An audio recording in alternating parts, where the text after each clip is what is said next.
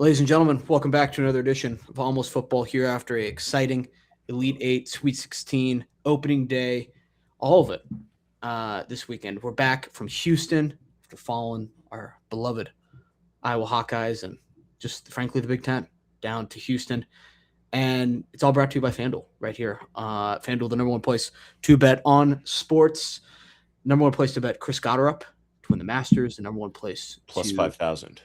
Plus 5,000 to win. What is Joey? Can we get a little parlay action going here? The Chris Gotterup. Okay. Fred Couples to make the cut. I'm not sure they're going to have that line yet. Okay, cancel that out. Rockies win total is what? Ooh, let's take a look. This is probably going to be embarrassingly low. It's probably like 43. It's got to be 50. So it can't. Please don't be. Does Vegas have the gall to make a win total in the 40s for baseball? I'm going to say yes. I'm just seeing. Let's go win totals. Here we go. We will wait. Colorado Rockies 55.5.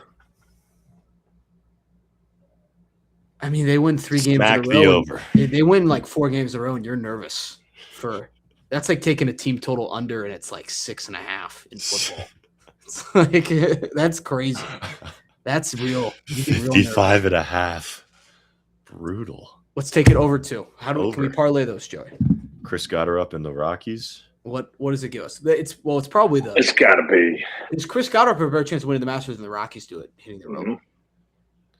Mm-hmm. The over should be fairly even. It should. Yeah, it's minus 108. We can do an alternate win total if you 70. No, we're not sniffing and in the alternate. So if we do, this is the longest FanDuel ad we've ever done. So if we do, Chris Gotterup, okay, who is what? Plus 5,000. Parlayed with Rockies win total, what do we get? Plus 9,722. So if I bet $10 on that, I will get $972. So you heard that, folks. If you use the FanDuel app to parlay, that's a long way for a payout. Chris Gotterup. You could waste $10 with the Rockies over win total. You can donate $10 to your favorite sports book, and that's how and avoid. I think is that write offable? Tax season. It is, yeah. All right. If you need to write something off, you can put it on the Rockies win total right there. That's the best FanDuel ad we've ever done. We're here after an exciting weekend of sports. I journeyed down to Houston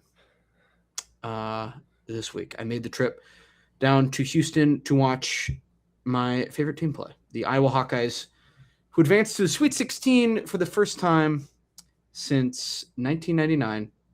Joey, what was your favorite thing about 1999? Exactly. I don't know. I wasn't there. How old were you? Were y'all born? Wasn't no. That's how long ago it was. It had been a while, so I was like, I'm going. Nothing will stop me from going to this. Unfortunate that it came and went. It felt like very quick, but it was a great weekend. And also unfortunate, I noticed a lot of the other Iowa podcasters who claim to love this team so much didn't have the courage to make it down to Houston, all excited and just, I noticed I was the only one there. Corey Brada is the only other guy with the gall to show up, put his ass on the line with me down in Houston, take it all in. He doesn't live 3 hours away like I do. He flies all the way down. I respect it a lot, but I noticed all these other guys claim to have all this buy-in, all this love for Ben McCollum. Did you drive there to see him though? But did you make the journey down? There's guys on Twitter that drove 16 hours through the night to drive down. You get paid to do this. Where were you? That's what I want to know. I don't know if enough people are talking about that, but I drive down. I drive down to Houston, Texas, a great city. Did you have a churro? No. That's San Antonio. Yeah, I was going to say, I don't think. My bad. No, it's okay. We'll talk about El Paso after this too. We'll do a quick tour of Amarillo. Tyler. Oh. Are we just going to name cities of Texas? We got to get to the basketball at some point here. I go down to Houston for a great weekend of hoops. I drive down there though, and this will be a weekend I remember for the rest of my life. I texted my brother. He did not know I was going to Houston. He was stunned. He saw my Instagram story that I went, and he just said, "There's no way." And I said, "Caleb, this will be a weekend that I tell your kids about how Uncle Grant ventured down solo to Houston to take on the world and join the Iowa Hawkeyes in arms as we battle for a spot in the Final Four, which we did not get. But we did start with the Sweet 16. We played the first game of the Sweet 16. No, the second game, technically, of the Sweet 16. But it felt like, I'll be honest, I didn't see a minute of Texas-Purdue outside the last play of the game. So I don't know what happened there. I saw the Trey Kopp and Ren putback, and that was about it. But in my mind, the only game that happened on Thursday was the Iowa Hawkeyes playing the Nebraska Cornhuskers. And, you go down to Houston, and it's an interesting scene. It's an interesting scene down there. You got 4 teams making their way to the Toyota Center. I will say I saw at least all 4 teams represented in the Toyota Center for the first game. A lot of guys showing up early. They're like, hey, I just love basketball. I'm just going to show up and watch Nebraska, Illinois first. Just going to take this one in. Did you see any other teams represented? The Houston fan in attendance was really cool at this event. I mean, to be fair, like I was wondering, I was like, where are the Houston fans? They keep seeing some orange shirts, but where are the Houston fans? They're probably at home. The university is 2 miles away. They're probably just taking their time getting over. There's no reason for them to be there 5 hours early. It wouldn't make any sense what's going on in there. So I get there though, and it's a fun atmosphere, but it is a interesting experience being at one of these things. Because not only, you get to the Sweet 16, you're feeling good. You saw your team win twice. You're like, we can tackle anything now. We can achieve all things. So every fan base is feeling real good. They're all jacked up for it, And especially this Nebraska base is especially jacked up. I'm sitting in the line to get a T-shirt, some merch. And we'll talk a little bit more about how I crumbled under the pressure of the merch stores this weekend. I'm sitting in line, all the fans talking about, I get all this. Look at all these fans in attendance. It's so great. We're all so excited. We're going to do it. They're all jacked up. And, you get to the game's going on. And, look, you want to talk about the game first? Or we want to talk about, the experience first, actually? Let's do the game. Yeah. Let's do the game. Okay, so the game goes on.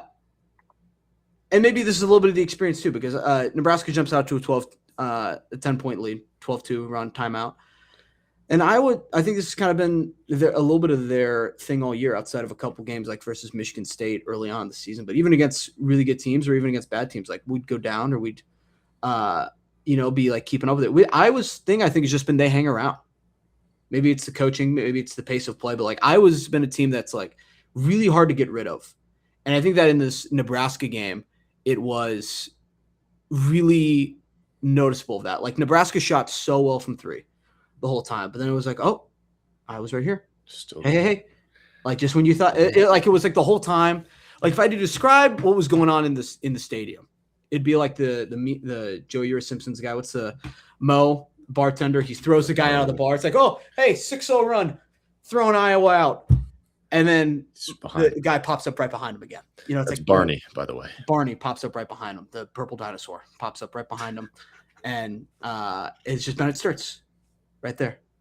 Oh, Cooper Koch right there. But ultimately, I think it just came down to we just wore him down a little bit. And when it came down to, you get to the end of the game, Iowa goes up 3 in this moment. And I don't know if you guys got more to cover in this game outside of Nebraska hitting all these threes. But the moment that is going to be remembered in this game, when people look back on the Sweet 16 matchup between Iowa and Nebraska, is going to be that in the biggest moment of Nebraska's program history, they put out 4 guys on the court, which led to an Iowa score that led to the end of the game. Now, I think we would have probably we were in a situation we were in a spot to win the game regardless. But if they were going to stop us, it was in that possession. They needed a stop. And out of a timeout, 4 guys go on the court for the Cornhuskers, and we score in 2 seconds. Zach, how does that happen? 2 things on this point. I thought the answer that Hoiberg gave. Hoiberg's, I know that's y'all's rival.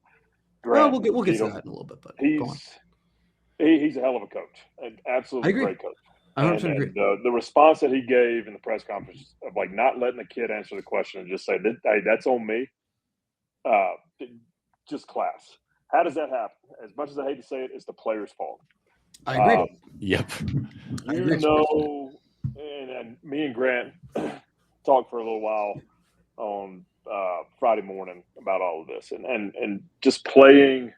Like I knew pretty much for my 4-year career playing college basketball who I was subbing in for and subbing out for every single game, every single minute. Mhm. I mean, it was a matter of 1 or 2 players, and more than likely, what happened in that huddle is, you know, Joey, you're in, or Grant, you're out, whoever it is, and it just didn't connect with the person that was supposed to sub in for Mhm. that player.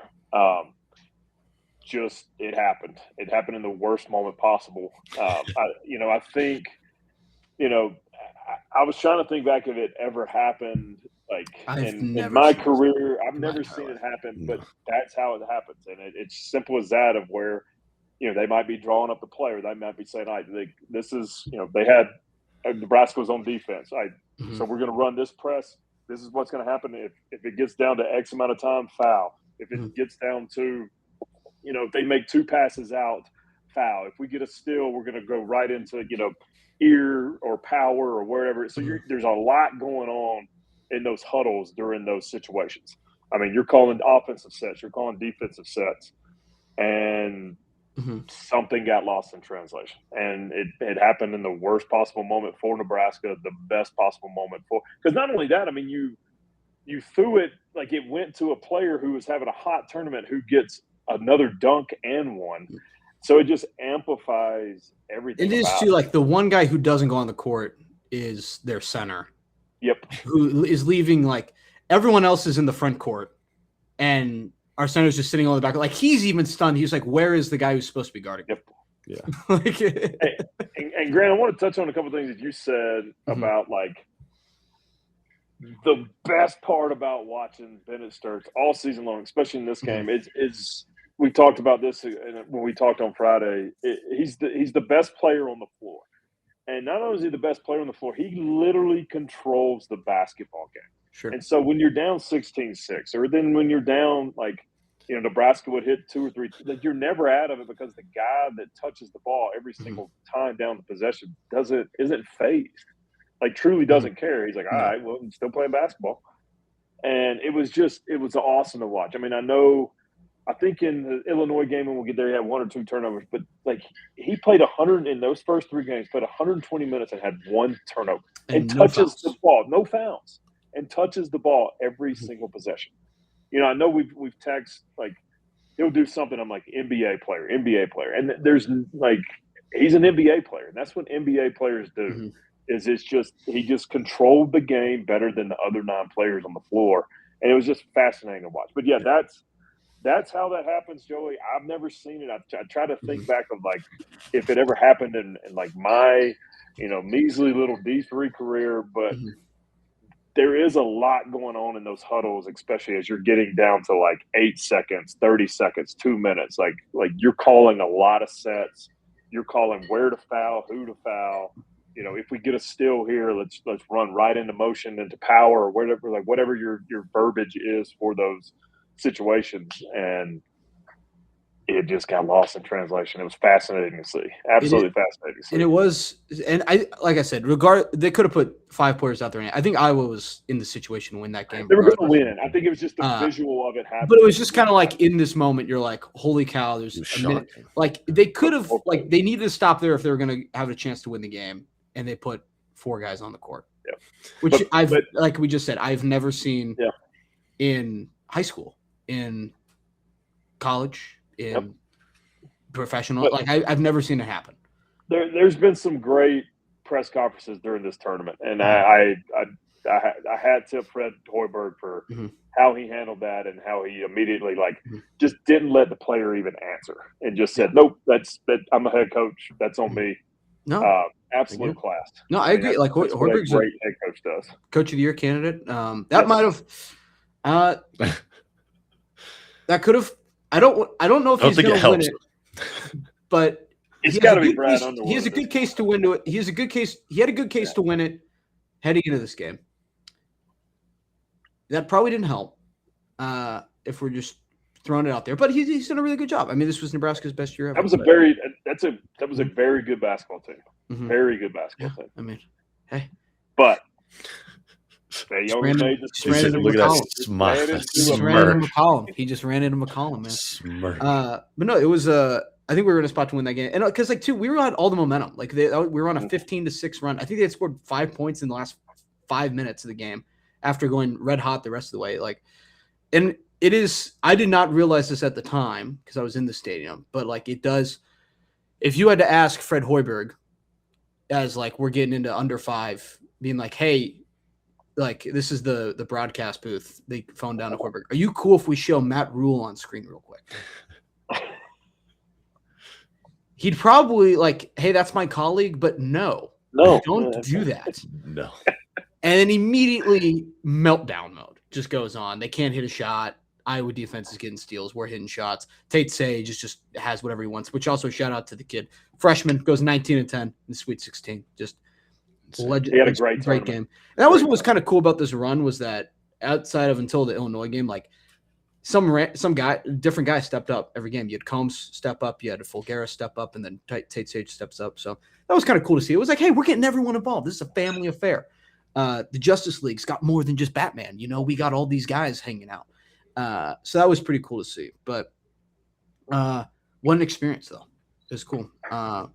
What a fun thing to be in the building for. My first NCAA tournament game I've ever attended. It was hilarious.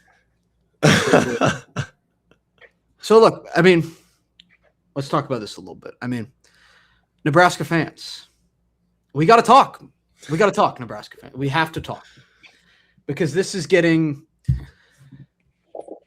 in a world ridiculous a little bit. It's getting a little ridiculous. Like I can't compare it to anything else in my sports viewing experience, the Nebraska fan base. Like I don't know if is there a lack of understanding? Is there a miscommunication that I'm missing? I don't like when people ask me about Nebraska as like an Iowa fan, I just say I don't get it. I don't get it. I don't understand what's happening over there. Like we have to look back about 10 years ago. Like this is like what they joined the Big Ten like 14 years ago now. And then about 10 years ago, their athletic director makes a statement. He says, we have to reevaluate our programs based off of where Iowa is. Bad. Lil bro move. Already, that's a crazy thing to say. You can't do that. He's not even the AD anymore, but it doesn't matter because he said it then. We have done nothing but just mercilessly push these guys, like just we've beaten them and it feels like everything. Do you guys got me? Are you frozen? Okay. No, I'm good. We've just beaten these guys and it feels like everything for the past 10, 15 years, really. Like it feels like a lot. And then there seems to be some kind of like Men in Black, like memory trick, you know, they do like flash, you don't remember it, that they just seem to forget what happens like every single time. Like this is what I was getting to is like, you should have seen the confidence going into this game. You should have seen the confidence when they go on that, they're up 12-2 to start the game. Like I was getting texts from Nebraska fans to start like, oh no. And I was like, guys, there's no way you've watched this much Nebraska. There's no way you've watched this much Iowa, Nebraska specifically. And you're this confident pregame. You're this confident during the game that like, it's just going to work out. Like I'll be completely honest. And this is maybe not a good sign for the future. I did not even consider once that we were going to lose because it was Nebraska. Like I didn't even consider it once. When I saw how excited the Nebraska fans were when they went up 12-2 with 2 halves of basketball, I was like, that was the game. I was like, we just won. Like that was the most Iowa Nebraska thing I've ever seen in my life. Like, guys, now Nebraska fans, I empathize Here's what, and this is in your lowest moment, which should be your highest moment. It should be, this is your best team ever. And it got beat in the Sweet 16 by McCollum's team of D2 guys. But it's your best team ever that got beat by McCollum's team of what CBS was calling probably his least talented team he'll ever have. Still found a way to beat the best team in Nebraska history. I understand it. But I'm going to empathize with you for this moment because I want to help. I want to help you guys. I do. I'm going to reach out my arm and help you guys as, you know, this team just kicked you down and kicked you some more and then walked away and then kicked you a little bit more. Jeez. I'm gonna reach my hand out and help because here's my tips for Nebraska. Because I want this to go a little bit better. What I think is the lack of understanding a little bit is that, like, dude, like Iowa has multiple things. Like we got Iowa State, we got like Wisconsin is a big rival. You know, like Minnesota's around there. I think I consider like Minnesota and Nebraska like pretty similar for me, because they're in weird spots. Like Minnesota, their chant is "Who hates Iowa?" when we're not even there. Like they played North Carolina to open up the season for football, and all of their shirts said the word Iowa on it.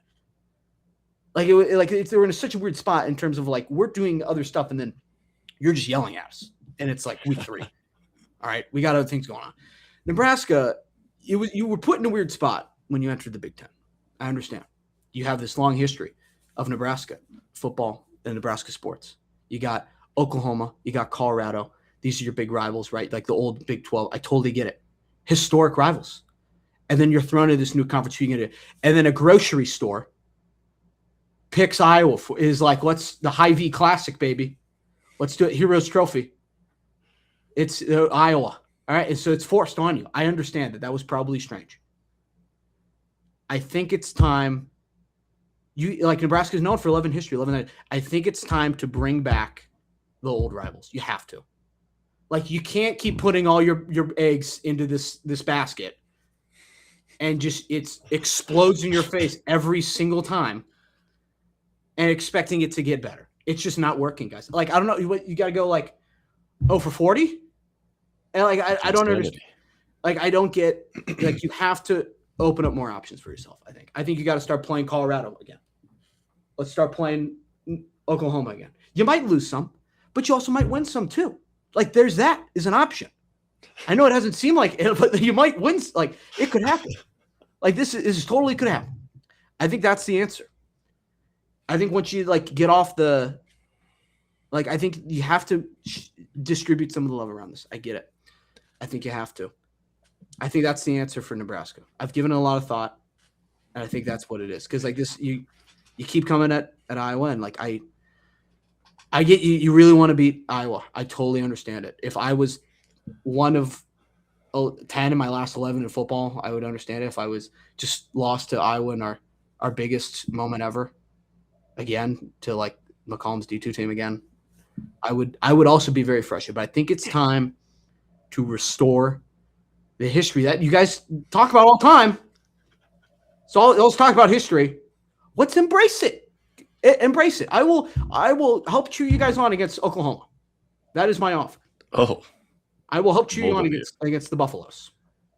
Grant, you said you don't understand the disconnect there. Mm-hmm. I think I can maybe shed some light on this situation. Go ahead. Mm-hmm. As I kind of find myself on the other side of the fence as an Auburn fan. It's been since 2019 since we beat them in football. But you beat them in basketball, you know. Not this year, not last year. You lost them twice last year? Yeah. Yeah, I lost both times. No, we went 1-1. Okay.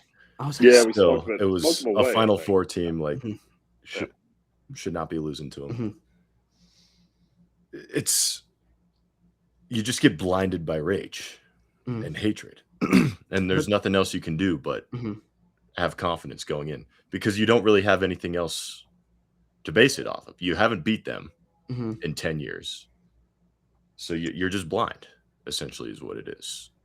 So that's probably the disconnect. Okay. I'm not sure, man. Now, Zach, as a Alabama fan, how does that make you feel? No comment. That's what I think has to happen. That would be my advice for the Nebraska program. I I mean, it's also a little bit too. I'm like, what? It's somewhat of it's got to be just. I'm surprised there hasn't been any learning going on. A little bit. Yeah. Blind. They're blind. Here's what I'd like to know a little bit too. A lot of all I heard this weekend was about how well the Nebraska fans travel, and they traveled really well. Part of me wants to know, like, would you trade winning that game for like 3 fans in attendance? Like, would you trade it? There was a like when you travel out to Ireland and you play when you travel out to Ireland and you play that game versus Northwestern, and it's all the talks about how many Nebraska fans are. Would you trade it like winning even that game for like it's like 60-40? Like, I just want to know. Like I'm just curious. I mean, it's just a conversation that's happened. I don't know. Like, if you kept touching a stove that you paid thousands of dollars to go look at, and it burned you every single time you put your hand on it because it's a stove, would you continue to pay $1,000 to get to that stove? Got to see it through. And I agree. Yeah. I think so. But I'm Keep just touching it. Turn it up, actually. I think it's just an interesting and like, do you think they understand that they're like at most a quarter of the attention of like Iowa at any moment? Is that no? They don't. Is that I don't think like I've stood firmly on this that Iowa's rival is Iowa State, and they beat us. They got us in the Cyhawk this year. I own that.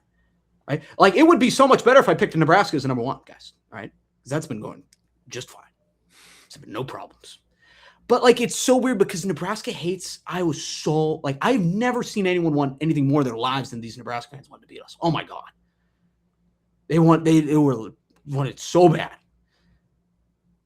I just don't I think they gotta add some other round. I think that's the answer. I don't know. That's what I think.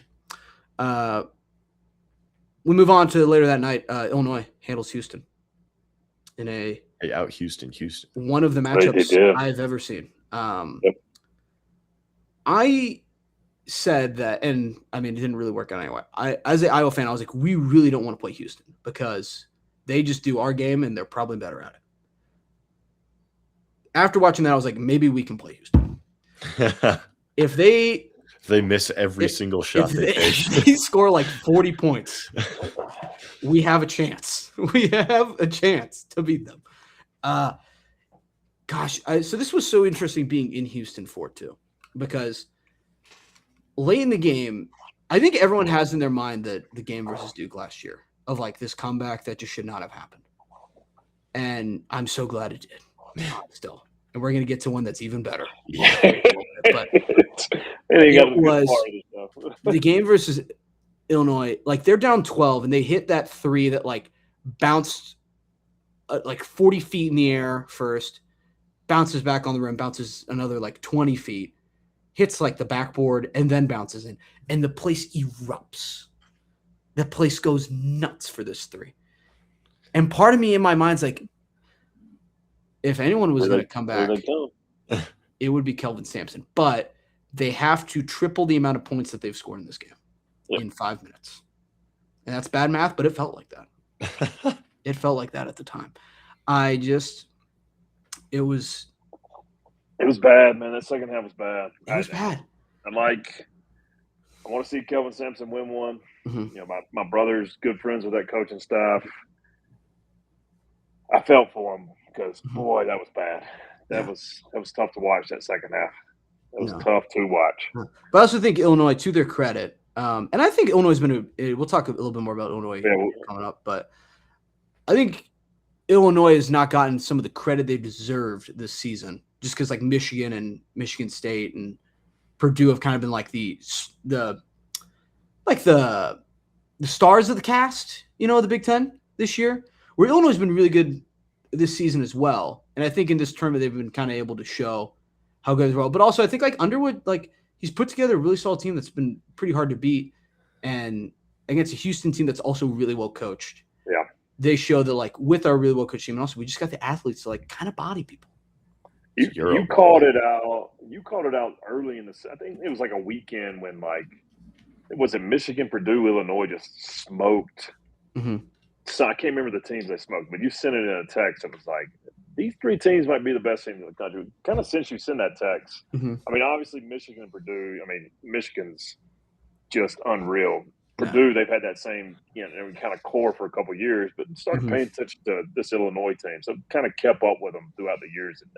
Not the year, they're tough, and you're right. They had the physicality to match up with Houston, and that first half was both teams played like dog shit, and then the second half, it felt like if one team could get a 5-6 point lead, it was over. And it was Illinois. What was it, like an 18-0 run or something like that? I think it was 18-0 run. Insane.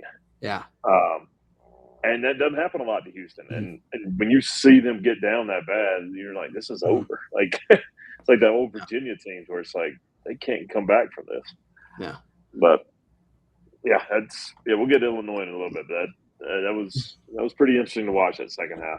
So it brings us to Friday, the rest of the Sweet 16. I start off the day. I went to the Houston Open, by the way. Also in Houston. How was it? Nice. Give us a quick so here's a little context to this as well. So during the game on the night before Iowa, Nebraska, I put someone up a little like, hey, I'm in the building. A little fun thing.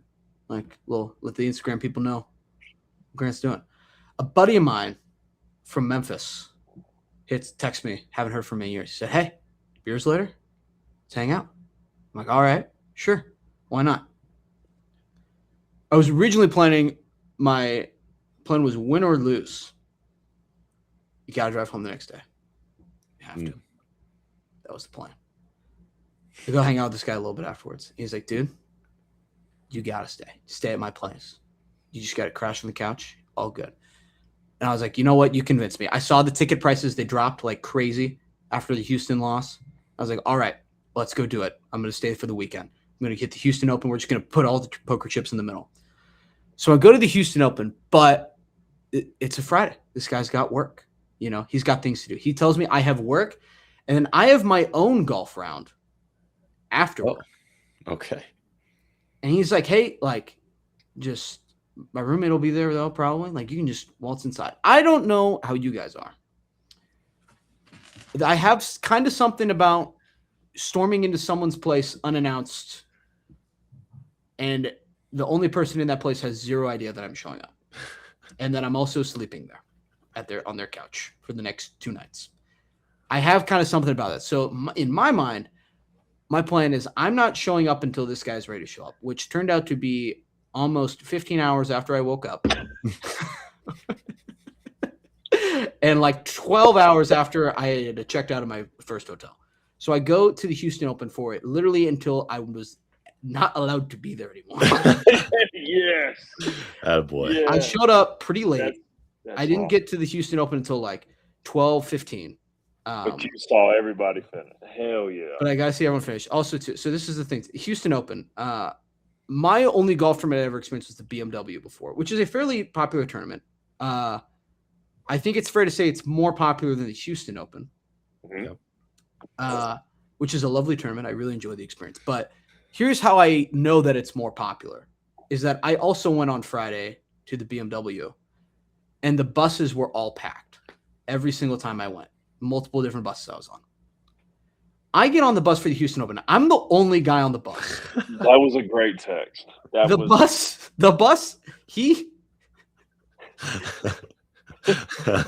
bus driver, and this is a Sprinter Greyhound bus, rolls up. They're like, are you looking for the buses? I'm like, yeah, where are they? He rolls up, opens the door. I get on it. He doesn't even consider that other people are going to show up. Closes it. Just sends it. Takes off. And like I've been in an Uber. It's just me and the guy. But like Uber's got the formula. Rate 5 stars, leave a tip. Okay. Easy. Sometimes we chat, sometimes we don't. I see that I I've never been on a bus where I'm just the only guy there. Like, I was like, am I supposed to talk to this dude? Do I have to like give him a tip now? Because basically he just gave me a ride. Like, now it's not a group thing where not everyone's expected, but like if it's just me, what do? I just sat there in dead silence for like the weirdest Uber I've ever been on in my. And we're at red lights. Like, this is not a short car ride. This takes 25 minutes to get over there. Like, it's not short at all. So I go on my solo bus ride over and I say like, thanks, man, a lot. Because I'm the only guy in the car. He drops me off to a noticeably empty lot. And I go to the instantly Houston Open. They're smart about this. Not only is the merch store the first thing you see after security, you can't access the course without walking by all the merch. It's not like off to the side and it's right in front. Go through. You have to. It's pretty standard, Adam. Yeah. You have to walk all through it. And I told myself we're at most getting a hat because it's hot outside. It's Houston. There is not a square inch of shade on this course, by the way. We need a hat at a minimum. I spent like $250. What'd you get? Hat, 2 polos, and a flag. Like koozie, like all the stuff I don't need. I'll never use. But I caved to the pressure immediately. Tossed the hat on, needed it. But also, merch line was noticeably short. Didn't take long to get through. Most of the people in the merch store were standing there because that's the only place with AC. People were doing like the Marilyn Monroe, standing over fans, waiting for this Houston Open to kick off. But yeah, I followed around first group, followed a little Ricky Fowler, kind of fun. Nice. Wyndham Clark and Shane Lowry, which they were all not playing well. So it was like the rage group, which was kind of fun. And I just want to point this out too. We're closer to Stillwater, Oklahoma than I was at the BMW when Ricky was playing it. We're still like 8 hours from Stillwater in Houston. Like, it's not close. The Oklahoma State fans are out in droves. They show up everywhere for watching Ricky Fowler. There's a lot of Oklahoma State guys on tour. I mean, Hovland, Fowler, Sam Stevens. That's 3 off the top of my head. Mm-hmm. They're at every damn tournament I go to. They're out every damn tournament. Yeah, and they make it known that they're Oklahoma State fans. Yeah, they let you know. Bright orange, baby. Yeah. They let you know right away.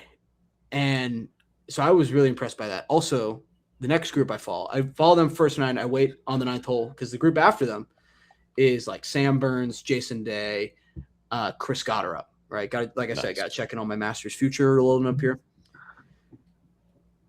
Maybe I didn't notice it at the BMW too. The Australians out in droves for Jason Day. Like, I noticed all of a sudden a bunch of accents showed up in the next grouping. A lot of every single tee he's off of. Just Aussie. Awesome. And I'll give credit to Jason Day. Oh, the 6 golfers I watched over the weekend, he made the most time to bump fist and shake hands and acknowledge fans of anyone. It wasn't even close. Great. Wasn't even particularly close. So he's a man of the people. Might have to throw some money on him. Can I? And this is my last Houston Open thing. I really like Bob Does Sports. I think he's very funny. I think what he does for the game of golf is very entertaining. Doing cold cuts, whatever. He should keep doing it. Awesome. He has, though, inspired a lot of people to think they are also brilliantly dumb. And, like, everyone is filming, like, doing his bits along the course the entire time. Yeah. And I don't know if it's positive. I don't know if it's a negative. Yeah. But I noticed it, and I was like, this could go anywhere. There was an interview with Finau recently where Finau was like, dude, man, you, like, got all these people saying all these dumb things. I mean, it was pretty interesting. That was in a video, a Bob Does Sports video, I think. Wasn't it? I think it was an interview with Tony Finau. Yeah. Oh. I've noticed it's at I hate using the word lesser because I watch all golf tournaments, but like Houston Open's not the Players and not Pebble Beach. It's not the fifth major. It's not the 5th major. It is pretty interesting. Like It's like Cognizant when I was down in Palm Beach. This happened State where you get a lot of chirping, just random. So it's fascinating to see like tournament to tournament. Like there's not a lot of chirping at players. Well, Fitzpatrick had some, but like it's kind of quiet most of the time. Like you're not getting that random like BS stuff at a lot of these. But you are like Cognizant in the Houston Open and Travelers and yeah. And I had a great time with Houston Open too because I packed one day of clothes, so I'm wearing the clothes that I bought the day before, which is just like Iowa Sweet 16 stuff. Nobody said anything. Was there other Iowa Sweet 16 people there? A lot. Like I told you. And it was like every time we'd see each other, they'd be like, quiet on the tee box, please, and we'd just be like, oh yeah, it's great. Yep. Mm-hmm. Yep. Yeah. Fist bump. Also, this is what's great about it too is that when you're wearing this shirt around the course, people are congratulating me like I was on the team for the victory. They're like, I love this team, man. Really fun stuff. Awesome stuff going on. People were like coming up and asking me about Spencer Lee, like going deep into like their Iowa bag to come like talk some ball. So that was awesome. Joe, when we were talking on Friday, he was like, "Oh, I got like a pair of shorts and like my Iowa Sweet 16." I was like, "Dude, you're like more than fine. Like, you're good." I was like, it was either that or I was like, I feel like the Grateful Dead shirt's a little much for the Houston Open. You'd probably fit in. It probably was fine. No one cares, right? But like I was thinking, I was like, I don't know. It felt like it was just the BMW even, but it felt like if you rolled up in anything but a collar, they were gonna like take you to a back room and like beat you with bats. It was interesting for sure. Really fun day though there. But this tournament ends. I still got it's like 5:30. Oh boy, he's just teeing off. So I was like, I gotta go find something to do. So I go to this place called like the Burger Joint for just 4 hours until they won't let you. Great burger if you're ever in Houston Heights, but I just sat there and watched these games the entire time. And it was funny. I got like a tweet from a guy being like, "Hey, dude, do you have the UFO in your quad box right now?" And I'm sure he's a great he's a listener of this. And I saw your tweet and I replied to it bananas. But I was like, "Hey, man, we're living off the land right now. We smell terrible. We feel terrible. Sunscreen in my eyes." Which, by the way, free sunscreen to Houston Open. That needs to be standard at all golf tournaments. It is. It's becoming standard. Like the pump box, the goo. It's like goo or whatever. It's like a hand sanitizer pump. Yep. Needs to be standard everywhere. It's been standard. Yep. I'm at the mercy of whatever the Burger Joint bartenders want to watch, and they want to watch Patino. That's all they care about. That's all they want to watch right now. Also, too, guy comes up to me at the Burger Joint. He's like, "Hey, man, did you go to Iowa?" I'm like, "Yeah." It is. I'm from Baton Rouge. These are my two sons. We're here for a basketball tournament, and it's not this basketball tournament, by the way. This wasn't Will Wade and his two sons rolling up for the basketball tournament. This is a guy they're at an AAU tournament. He's like, "I just want to let you know we've been loving watching the Hawkeyes, man. This has been a great team to watch, but I don't want to take any more time up." He's I have nothing going on, as if I'm like, he's probably really being like, "Oh, this guy's super lonely. He's gonna want to talk for a little bit," but he's like, "Yeah, like we're just." Like, let's just want, he's like, "Congratulate me more." I'm like, "I'm the champion of this." All I want to say about Duke St. John's is that if he hits that three after shaking that dude out of his shoes, it would have been my favorite Duke loss ever. And then but it didn't happen. It didn't happen, and it was so much better just a few days later. I thought Patino was going to do it. Oh my gosh! I almost sent a text when they were up like 5 or whatever, and I was like, he will coach basketball till he's 300, and he will continue to win. He's going to be the greatest coach of all time. And he's going to have 12 more. He's going to have 12 more scandals, and there's nothing we can do about it. Nothing. Well, what was interesting. We'll get to the UConn game. Is that St. John's probably should have won this game. I know. They should have won this game. UConn, if they lost that, it would never cross your mind being like UConn should have won this game. But when St. John's lost, it was like they could have very easily won. Yes. So I think credit to Patino throwing a great game plan. Now we move on to the other games that day, which I totally remember. Michigan, Alabama. Blowout. I mean, yep. Well, like a first half competitive, but this is our resident Michigan fan, Cooper Rich, friend of the show, texted me during the game. He's like, they won't stop hitting threes. I'm like, just wait a second. They will. They will. They'll miss occasionally. I don't think this is a moment of all tree branch nice. I don't think these SEC coaches have gotten enough credit for wearing suits, being suit guys. There's been a lot of suits. A lot of suits. I don't think they get enough credit for being suit guys. Yeah. I give credit to all the suit guys. I appreciate that from them. I do think the winner of Alabama, Arkansas every year should be the guy who gets to wear the plaid suit. I don't get why both of them get to dress up like former Alabama football coaches, but it's a little weird. I don't understand that. So, by the way, I'm sitting at the burger joint. These games end, obviously, or they're blowouts. So I'm like, I'm just going to catch up with my family, call people. I just want to share this. I call my sister, my lovely sister, who we love.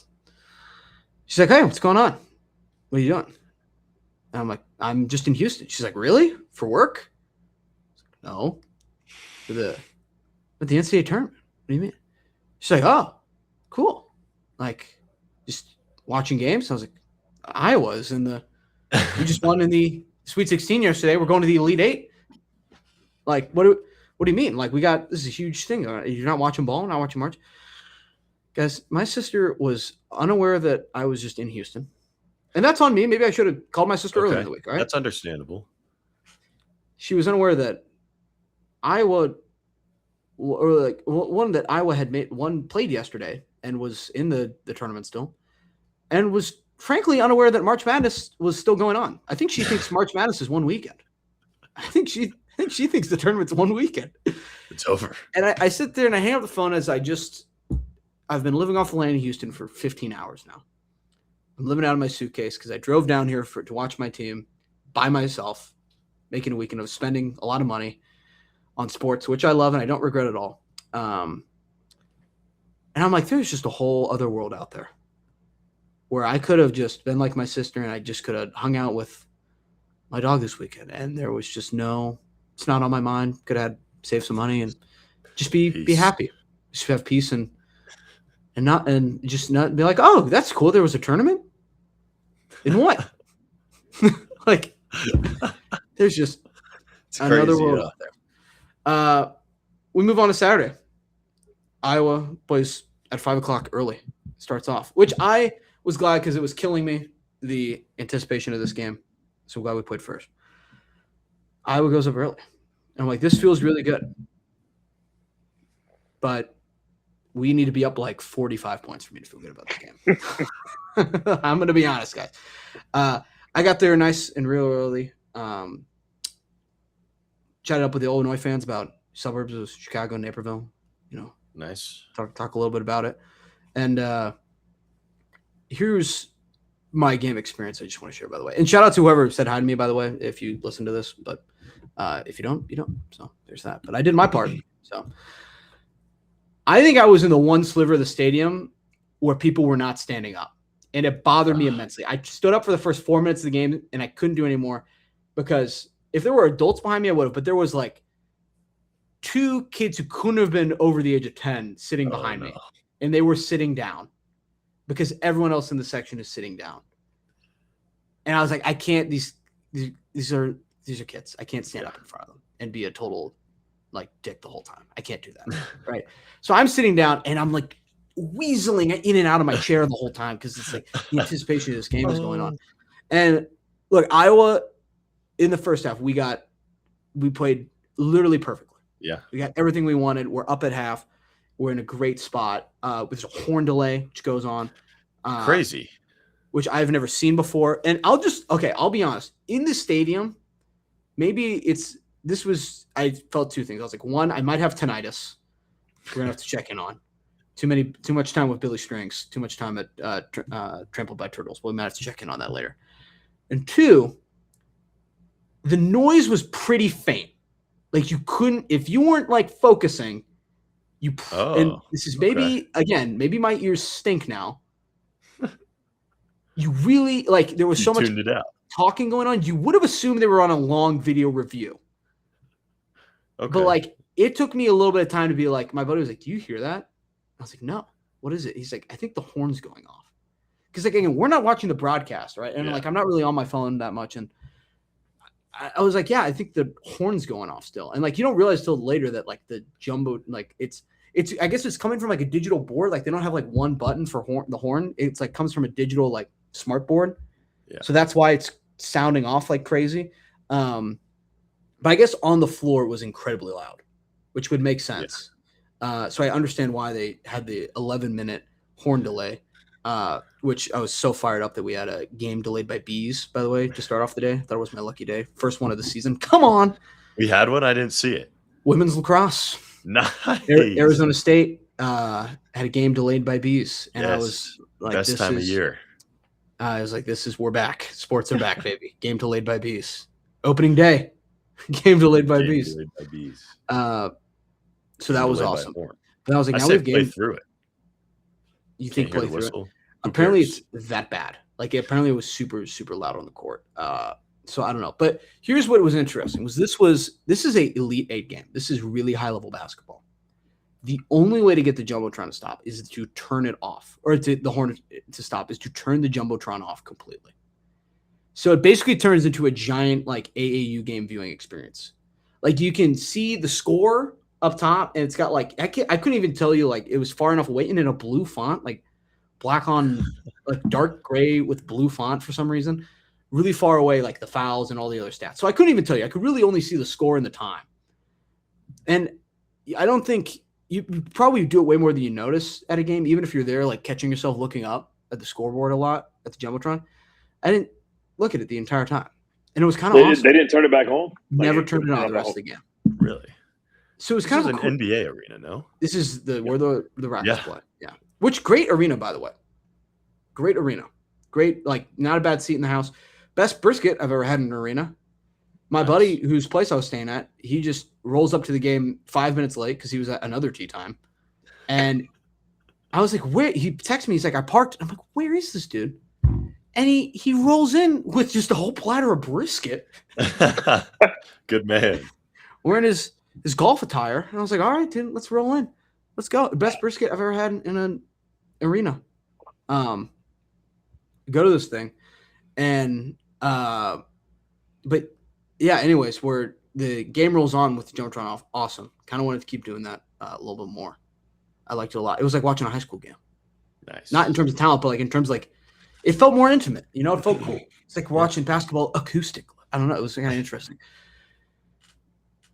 But if this wasn't, I got pushed back a little bit on the idea that in the tournament, all that matters is like it comes down to just really good guard play. Like if you've got great guards, you can win. I think that's important.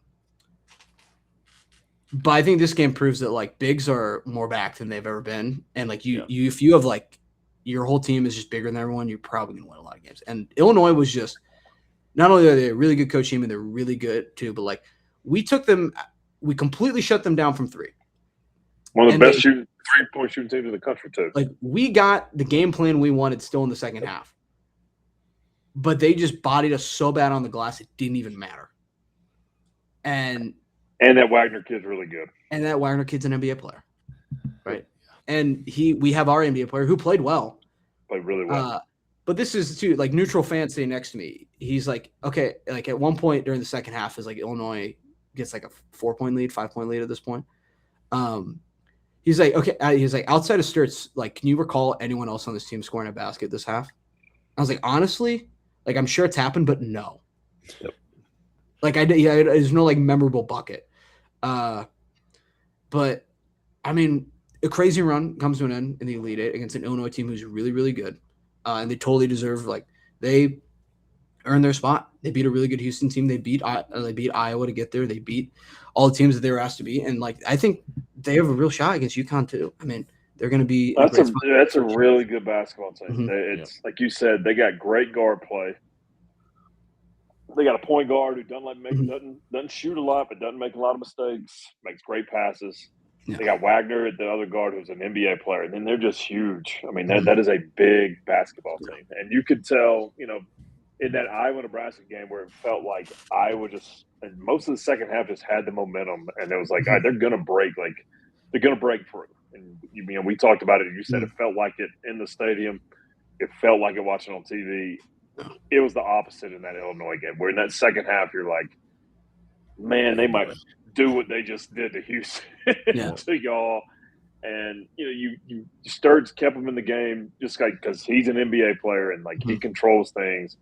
It is kind of fascinating how like in that loss, still how impressive he is because if you don't have him, you're getting ran out of the gym. I mean, but it just you're watching it and you're like, you couldn't get an offensive rebound, and not only it's not like at this stage at this level, it's not like you're not boxing out or you're just like they just overpowered you. And I did leave that game being like, unfortunately, I think if everyone on our team was 4 inches taller, we win. Maybe. Like, I was like, I'm just gonna tell myself that. I think if everyone on our team was 4 inches taller, we win this game. Slightly more European. I mean, my dad called me after the game. We were chatting, and we just talked, and he was like, kind of going back to your neutral fan. He was like, "Man, Illinois they're really good." Like that, just what. And you're like, yeah. That if you watch that game, you come away thinking like, "Damn, that's a really good basketball team," and that's well coached, huge, and they wore y'all down. But doesn't take away anything that these guys are playing D2 2 years ago. Like that, it's wild. Yeah. It's awesome. Yeah. And I know you feel it, and I hope all Iowa fans feel that like that was incredible. Yeah. And I think that's the tough thing about the NCAA tournament. It's one loss, it's over, and it happens like that, and then you have to process things. But I feel like Iowa fans and yourself process it pretty quickly, and as each day goes by, you can step back and be like, that was a hell of a run. Yeah, I mean, selfishly, it did something like losing is never fun or easy, right? Especially in the Elite Eight or in a big moment. Part of me though is like, well, we did lose to a team full of Jokic's, so in my mind, I also kind of won a little bit. And if we're going to make this Iowa retrospective for the end of the year, I do have some thoughts on this. Maybe you guys can add to this as well. My first thought is that if Fulgaris doesn't hit the 3 against Florida and we lose, I would have the same take regardless on the season. Like you feel a lot better because we went to the Elite Eight, and I'm not apologizing for going to the Elite Eight by any means. That was awesome, and something I would cherish forever. But like this was a successful year for McCollum in his first year of his program before Fulgaris ever took that shot. Like competing in that second round, getting to the tournament in the first year of the program. And we hadn't been to the tournament in a few years.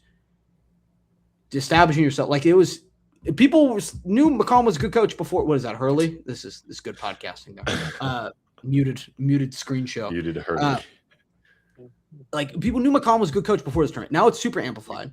Now it probably helps recruiting. Now it helps a lot of attention to the program. I guarantee you the ticket sales are going to be better next year because you went to the Elite Eight. But in terms of like how I would have graded this year, I probably would have graded the same. Bonus points on top now for winning in the Sweet 16 and being in the Elite Eight. But like I think overall successful year for McCollum. I do, in terms of expectations, like it is really hard to get to the Elite Eight. Mm-hmm. I think we'll be back at some point. I really hope we don't have to wait another 40 years to get to the Elite Eight again. But also, like, if we go to the Sweet 16 or we go to the 32 next year, like, I think you kind of have to grade a lot of these newer coach seasons based off, like, conference play a little bit. And then, like, things in the tournament happen. But, like, next year, again, I think a lot of it matters, like, how he does in the portal, how we do in the Big Ten play next year. And then hopefully, like, if we're seeding better, like, we'll have a spot to be, like, successful laid out in the future. Like, it's clear that McCollum's a really good coach. I think you can clearly view everything from a high point. It's like this year was really good. Does he have a blank check? There's going to be a few open spots in the coaching carousel this year. He's going to stay. I think he will too. He's an Iowa guy, right? Yes, he's from Iowa City. He was born in Iowa City. Yeah. Here's my thing, though, that I do wonder, and I think it's a different situation, but Jerome Tang was in a really similar spot recently, and he just got fired this year because every single team after he went to the Elite Eight was absolutely god-awful. And he got a huge extension after he went to the Elite Eight. I think McCollum has set him since he has all this D2 success and like he's clearly done it for years as a head coach, not just as an assistant. Mm-hmm. the chances of that happening aren't as good, but it was like if we're doing like it like crossed my mind a little bit. I don't know. Tang was a hot name after that Elite Eight. I mean, He was. Name. They were awful. But you're right. He came from an assistant. Like McCollum's always ever been as a head coach. Like he knows how to coach since he was 27 years old. Yes, I mean the only like I'm not concerned about y'all's program. The Duke can coach, but you have a legit NBA player on that team. Like you can go to Garza was Player of the Year. You know, the Murray brothers, they were legit NBA players. I was gonna say I think Bennett Stewart is good. I think Keegan was better. Yeah, I agree with you. I agree with you. But you still have a first rounder on your basketball team that's leaving. So there's always going to be like, what's it going to look like next year? Not only a first round, I mean, you had a guy that controls the basketball game. And there's not a lot of people that like that in the NBA. So that's my only curiosity with y'all is like, see how you fill in that gap just because, for the past 4 years, McCollum has been able to run a system and an offense through one individual player at every single level he was at. But like he said, man, Sturt's never won a national championship, and McCollum still got like 4 of them. Yeah. So the Duke and coach, y'all are in a great spot. Like you said, you playing Florida tough and losing, I think we're literally still having the same conversation word for word. But you hired the right person. This should be pretty fun coming up. Yeah. No, I think this is one to celebrate for sure. A great, amazing season. Like I went to the Elite Eight, something that it felt I had never seen before. I'd never seen Iowa play in the Sweet 16. You get a super fun weekend. One I'll definitely remember forever. And also, this is my last comment on Iowa basketball, as we're an hour into this. All right. This should be time focused on celebrating this season and how fun it was, reminiscing. You don't have to wait for Caitlin Clark to tell you how to feel about this season. I like Caitlin Clark, right? That's my glorious queen we're talking about here, all right? Okay. But on Twitter, a lot of people are like, how come Caitlin Clark hasn't commented on it yet? Because she doesn't have to. And you also don't need to wait for Caitlin Clark to tell you how she feels. She's at the Nuggets game, man. You don't moved on. You don't have to wait for Caitlin Clark to tell you how to feel about this season. You can just enjoy it. It's fine. It'll be okay. And I get to she's dating Connor McCaffrey, and Connor McCaffrey hates Iowa now, and because he's bitter that Fran got fired. It's Fran's kid, by the way. So I get it that she's probably picked up a little bit on it, but you don't have to wait for Connor McCaffrey to tell you how to feel about it. Just don't worry about it. Celebrate it. If Caitlin Clark wants to celebrate too, she can. You can still like Caitlin Clark, but she also doesn't have to comment on the Iowa basketball success. It doesn't take anything away from it. I don't think Ben McCollum in his recruiting pitch to whoever is going to go try and get in the portal is going to be like, well, I mean, I know you're waiting for what Caitlin Clark is going to say about this year as a program. So hold on to your horses or whatever here before you see this NIL check. I think you should the season speaks for itself, and you can celebrate it for yourself too. Yeah, I think it's fine, guys. I don't think we have to get all. I didn't know we were waiting for a lot of the Iowa discussion lately is they're upset that Caitlin Clark has been moot to this entire Iowa run. She said nothing. I've seen her taking a lot of pictures. She's on our Ken Griffey stuff, photographer. She is taking a lot of photos. She's doing she's entering the photographer world. Yeah, Ken Griffey. Man. That new they raised the what did they raise the max contracts in the WNBA? They did not mention that it included you had to pick up a side career as the photographer for the teams you share the stadium with, you share the arena with. But yeah, that was that's just to the Iowa fan base directly. Guys, let's just celebrate it. It'll be fine. We move on though to Sunday, which started out as a disappointing day with Michigan, who Tennessee beats Iowa State, by the way, which nice. Guys. You called it. It happens every year. I did. And also I wanted to notice that by the way, me and Joey did our bracket reveal on this not long ago. Mm-hmm.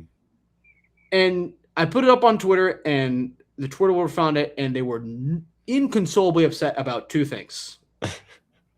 Iowa going on a run. Now, granted, I had Iowa in the championship game, but my point still stands. Yep. They were in the Elite Eight. People were especially upset that I had Tennessee in the Elite Eight. What happened? I want to know from the Big 12 fans and from the Iowa State fans who were so upset that I put Tennessee over Iowa State to go to the Elite Eight. What specifically happened? I just want to know. Now, Tennessee. TJ Otzelberger said a similar comment to Ben McCollum, that he loves where he's at and that he wants to stay at Iowa State. And I, to an extent, believe him, right? I do wonder with the way that Iowa State came out of the gates against Tennessee, though. Iowa State is taking a new job. Iowa State is a team that usually plays very well prepared, plays I know they're missing a star player right now, but that didn't seem to affect them at all the first weekend, regardless. They usually are a very well coached, very well prepared team. Everything's sound. They're not gonna beat themselves. And it's all of that just went out the wayside as soon as he would be getting calls. It's a little interesting, wouldn't it be? You think UNC's calling? Oh, well, they've definitely called. It's whether or not he's interested. They called Brad Stevens. No, they got Brad Stevens, man. And then it's Billy Donovan after that. So, I think the belief is that Billy Donovan is going to be the next coach. Yeah, that's what I keep hearing. Yeah. But the way Iowa State played, I was like, it might be TJ Otzelberger. I'm picking up my new job. I don't really care what happens anymore. Way it got damn. That's what it felt like. I don't think that's what it was, but I have seen that game before. Yeah. They got remember when Roy Williams. Remember when Roy Williams lost in the tournament, and the first question they asked him was everyone knows that North Carolina is calling him to be the coach. He's like, I don't give a damn about North Carolina. And then 2 days hop on the flight. And then he's like, I got kids in there that I'm worried about. I don't give a damn about North Carolina. And 2 days later, he's like, I'm so proud to represent Chapel Hill in this great program. I don't think TJ Otzelberger is going to do that. But the way things transpired, I was like, I could be wrong. I don't know. Who do you want to be the coach at North Carolina? Who's Pearl? No. That won't happen. Twist ending? No, please, no. Got to make Brad Stevens say no. That's what they keep saying. Actually, man, if he takes the UNC job, that means he's going to take Steven with him. So let's hit the reset button. Steven Pearl. How funny would it be if he takes a UNC job and quits? Steven Pearl is the new UNC coach. I don't think he's getting any calls. No. I don't think his phone is ringing. Yeah. You got to make Jay Wright. Give Jay Wright a call. Another really successful season for Iowa State, which unfortunately was short of Ben McCollum's D2 team. Interesting. You just have to make note of it as well. It's got receipts. Very, very successful. Let's just talk about what I've been really wanting to talk about this whole thing. Duke, Yukon. There were 135 teams that were up, the 1 seeds that were up 15 or more in an NCAA tournament game at any given point. 135 of those teams won until Sunday. On Sunday, Duke came out of the gates hot against Danny Hurley and those pesky Yukon Huskies. Went up 20, and it was like, wow, this Duke team has got the national – they can taste the national championship coming. This is the best Duke team ever. They must be real excited to cut down the nets of this game. Anything that's stopping them, it would be such a shame. It would be a real shame if anything stopped this Duke team from winning. And lo and behold, one of my favorite – I'll be honest, I almost – my team made it to the Elite Eight this year. I cheered more and got almost more enthusiasm out of watching Braylon hit that 3-pointer right in Duke's face. And then, like, it was like my second favorite moment of the tournament, probably. Like, that was pure euphoria watching that. Just I had to the sound of that nylon was so sweet. The cuts to John Shire being like, "Oh my god, I messed up so bad, guys!" Like, so bad. oh no. Again, we can go into that too. Oh man. There's at least 45 ways they could win the game on that play. At least. There was. We don't have to do it. I saw like Titus' show or whatever. There was a clip. He was like, "All right, we're all going to go around and just name literally anything Caden Bruiser could have done instead of that." Throw the ball straight in the air. Well, so here's the funny point: is that this is Instagram post from Duke men's basketball, March 6th of this year. It is Coach John Shire showing a clip from a Bulls game featuring a former Duke player. There is 4.6 seconds left. And a similar situation happens, and he throws the ball directly into the air in the game. And this video happens to pop up on my phone today. The algorithm just knew. And I was like, there's just no way this is the literally exact game situation. And everyone's like, what do you do? And they all say out back like, throw the ball up, like wait for them to like try. No. Uh-oh. All this stuff. Oh. Okay. And it'll just show up on my end, don't worry. And it was were they not listening? Were they like, oh, did coach forget? Like it was the same scenario and they messed it up so bad. And it was perfect. It was beautiful. And this is even in comparison to with a timeout too. So hang on, but pause okay. there. Pause there. This is where the pause there. Don't worry, I have 45 more minutes on this. Don't worry. This is going to be the longest podcast we've ever done. Joe, you asked like how about the Nebraska Iowa game, how that happens, and I've never seen it happen, the 4-player thing. But like I just went through multiple scenarios of like how it could have happened. Never seen it happen. I've never seen like 9.4 seconds of basketball where you're just like this. These are the top players. One, he never like the bigger boozer never should have passed it. Get fouled. They're fouling you. They're fouling you. Like you don't even have to cross half court. You don't even have to cross. Like the 10-second rule. There's no time left. Like there's no time left. Yeah. When he passes it back, whoever the guy he passed it back to, just effing hold the ball. Don't move. Like, don't move. And then the next one, like, it gets to the other boozer, and it's like, don't move. They have to foul you. They have to. The game's over. And then so it goes back to, like, coaching where my wife is texting me, yelling at me about being emotional and loud. So she's like, hold on, I have something to say about Duke, too. Hold on. Let me get out there. Now that you've gotten to this point. You go like these are basic like, and I know like John Shire's a hell of a coach, and I know they go like these kids just like mentally like it just they froze. They mentally, all of them did. That's the wild part about this whole sequence is every single one of them froze, and then the opposite wild part about it is Yukon players made the right. If you watch all 5 players, they all 5 run to a spot automatically. Mm-hmm. And I don't know if it's just Hurley yelling at them or like beating it into them, but they do exactly what to do in that moment, almost to perfection, to where the Duke players literally reverted back to like YMCA 5th and 6th grade basketball. I'm not trying to be funny. That's what happened. Not even the defender didn't even put a hand up. They were lost. And his Instagram tag or Twitter tag is "Get Your Hand Up." It was one of the like it will be like some of the quotes, and we've brought it up a lot, like some of the quotes from Barstool today have just been.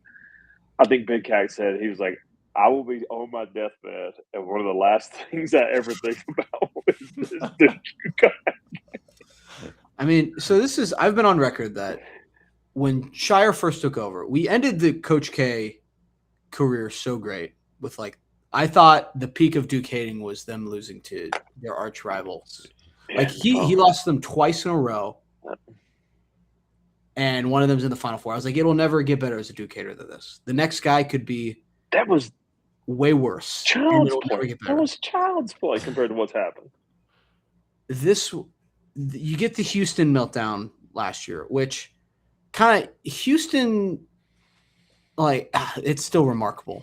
It's like a minute 30. Cooper Flagg and Con Knipp are on the court, and they melt down and they lose. And it's like, how does that even happen? You're like, it can't get any worse than this. And then we get them up 20 points. They completely lose it. And then they, like you said, revert back to YMCA basketball and let UConn hit a 3 right in their face. And they knew too. It's credit to the TV crews. They knew to film Shire's face, which is so funny. The ball hadn't even left his hands yet. And he knew. He was like, oh, that's it. That's not good. Oh, that's bad. And they got Hurley's face at the same time. They've got both Hurley's mom. Class. Mr. Hurley, coach at St. Anthony's. They got them all there. It was the greatest moment. It was so fantastic. We're only a few years in. It's the hate watching of Duke is already some all-time stuff under Shire, and I have to tip my cap to him about it. He needs more of he's starting to bring it out a little bit where this year he's like, I got punched by a student. He's bringing out the more the Duke. And is there any evidence of it? No. The more of the just Duke hateable stuff, which Coach K was so good at that I will never be top, but Shire needs to try maybe a little bit more. He's too straight-laced at times about it, but I think that he's just the way these Duke meltdowns have been happening after they've been hyped up as being so perfect has been, frankly, to put it perfect as a viewer. The Ken Palm, he's got his plus minus ratings for teams. How about the plus minus of Duke meltdowns? Because the past two have been my all-time twos. They're all-time meltdowns. Mm-hmm. All time. The Duke radio call. I was going to say. Technical. There's a technical, actually. Oh, my God, perfect. And what's great, too, is he didn't run on the court. He just ran from the other side of the court. He was already on. He was a player in the game. Yeah, he was in the game. No, there's a guy that goes from the bench that loops around to the coach. He's on the court for 3 feet. And but if Duke would have done that, timeout was called though. There was an official's timeout. But him going straight to this should be a technical foul is the most perfect Duke answer I've ever seen. It's all of it, man. It's so good. And it's stolen, and he hit it. Bomb. Yeah. It's so good. I think, it's they have 2 alleged perfect teams back-to-back years, lottery picks, number 1 overall picks, and it's so sweet. It's just, I thought we peaked in terms of Duke hate watching. We're just getting started. It's only getting better. My only concern is kind of what you said with Shire. The dude can coach, the dude can recruit. The wild thing is if he didn't have a 30-second lapse in the Houston game as a coach or his players, and then a 10 the lapses are getting small. That was the wildest.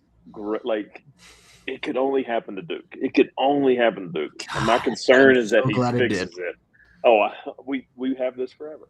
Yeah. My concern is that he figures it out and he just starts making a run. I know. I saw Coach K put out a quote. And he said, "I couldn't sleep. It was so horrific." And I was like, "Good." Yeah. Good. You couldn't sleep.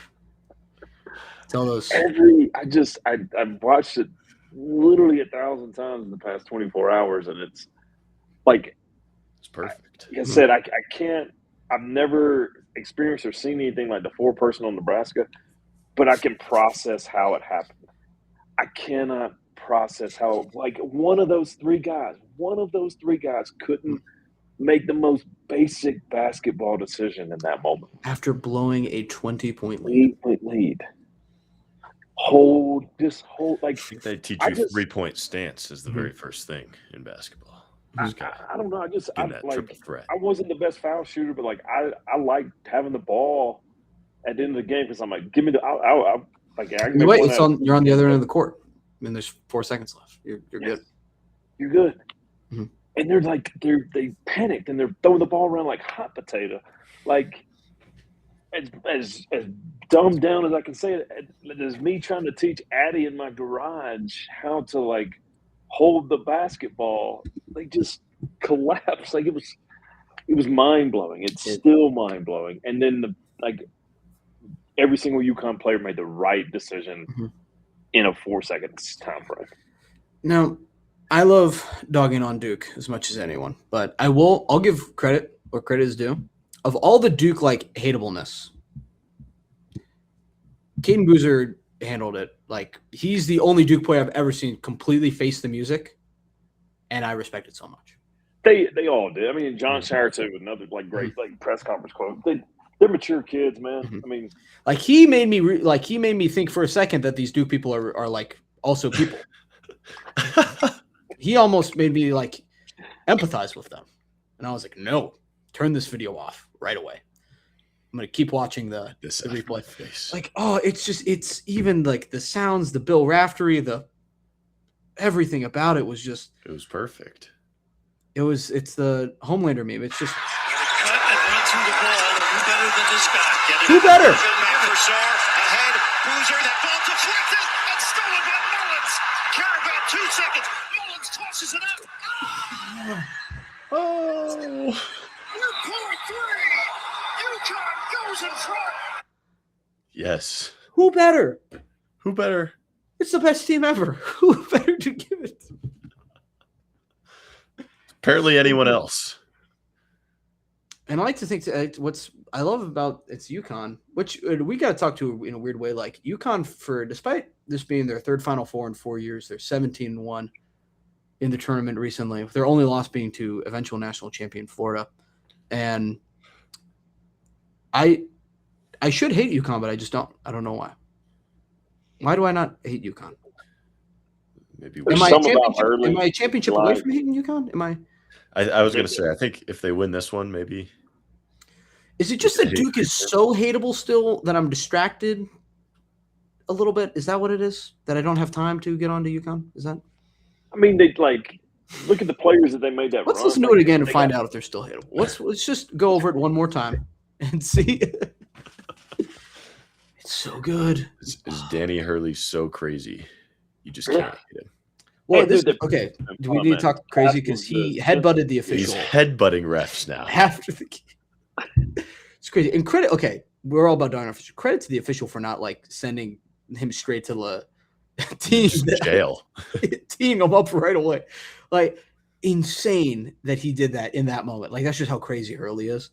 I can't believe he headbutted an official and they didn't do anything about it. Seth Greenberg today said that he like called I guess he was like, this official's really good. And he was like, he didn't even know it happened. Probably. Yeah. Didn't even know it happened. I just saw the craziest moment in college basketball history, and then that coach headbutted me. That's kind of what he said. He was like, oh, everything happened. And he was like, I didn't even know what happened until I saw it on the internet. Mm-hmm. I mean, it's just pure pandemonium. Like, pure pandemonium. So we got to talk a little bit about this part of this aspect too, as much as I want to make this about Duke melting down in their biggest moment. Hurley now, it's his third Final Four in 4 years. It's back-to-backs. Every other UConn Final Four has resulted in a championship. People are quick to make UConn the fourth team of this Final Four, which I do think it's Arizona-Michigan gap. I don't think they're that crazy away from Illinois, though, as much as we were just hyping them up. Like, I think it's a toss-up. It's a 1.5? Like, everyone's acting like Illinois is the vastly better team. I don't know if that's true. I think UConn's really good. And also, I really would – I don't want to jump in front of Hurley. This Final Four is going to be awesome. But regardless, it hasn't happened yet. Just for even getting here, where do we have to start the discussion about Hurley being an all-time coach? No, it's there's a start to it. He's an If he all-time wins coach. it 3 and 4 years is like we really got to have this conversation. I think just like the Final Four, he's an all-time coach. Mm-hmm. He's built. Now he's running it back with like Caravan's the last remaining hold from that previous run. Mm-hmm. But like he's built a brand new team and took them to the Final Four. Yeah. Like, there's no doubt. I mean, also to any job opening in America, NBA, college, like he's the first person you call. So at this point he's an all-time coach. It's true. Him and Brad Stevens have to call him. Yeah. Have to call him right away. I think this might be the two semi. This Saturday is going to be an awesome day of basketball. Like that Arizona-Michigan game is going to be wild. And then, because they're two very similar teams. And then Illinois and Yukon is going to be a wild game. And I think the championship game, I think Arizona or Michigan is probably going to be favored over either team 4.5, 5.5. Well, this is too. Everyone was quick to dog on the tournament this year. This has been an awesome tournament. I don't know. Great tournament. Biased. Okay. My team has had their best tournament in my lifetime this year. So I'm, of course, going to say it's awesome. Joey Bush, has this been a fun tournament? Absolutely. It's been a great tournament to watch. My team wasn't in it. Joey is the most neutral of parties. It was less stressful. Joey would never be biased to anyone. No, never. No stress. The NIT's been going great as well. NIT's been going great. Back-to-back Final Fours. It's distracted me from Joey hates that line. The CBI. Back-to-back Final Fours, baby. They did cancel the CBI. I saw that. R.I.P. They're lucky. Otherwise, if Iowa would have lost in the first round, I would have been at the offices of the NCAA right away. My schedule would have freed up pretty quickly. No, we're good. That's all I got. Major League Baseball started this week. Yes. Opening day for most of this country. Proud moment. Baseball gets a lot of crap from me, mostly, and I'm contributing to it. Like, it's not a mistake, right? And it seems like in moments where they could seize the spot as the number 2 to the NFL, it's like they almost hand it to anyone else at any moment. I will give them credit, though. When they introduced pitch clock, I thought I was like, I do not want this. It then became like my favorite new addition to any sport. It was a great decision. Love the pitch clock now. When they announced the ABS system, being able to challenge calls, I was like, I don't know how I feel about this. I think I like the umpire aspect. I think we should keep it. I've only seen just under a week of ABS now. It's the funniest thing It's fantastic. we have in sports. It's the crowd pops are like WWE-esque. It's my favorite thing of all time now. This is the best. Like, I cannot say enough good about the ABS system. We have it seems like in the first weekend, it's probably just because we have what's the history of baseball? Like 150 years.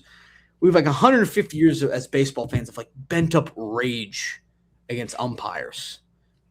And so far, the 2026 season has just been like, look how stupid these umpires are. One guy specific. What's the umpire's name? CB. He's been brutal, I'll be honest. CB Buckner. CB Buckner. CB He's struggling struggling with the ABS system. This was as of this morning, so it could have gone worse by now, but he had 26 calls overturned so far this season. The least amount is 5, by the way. So shout out to Jordan Baker and Ryan Willis, umpires, Major League Baseball.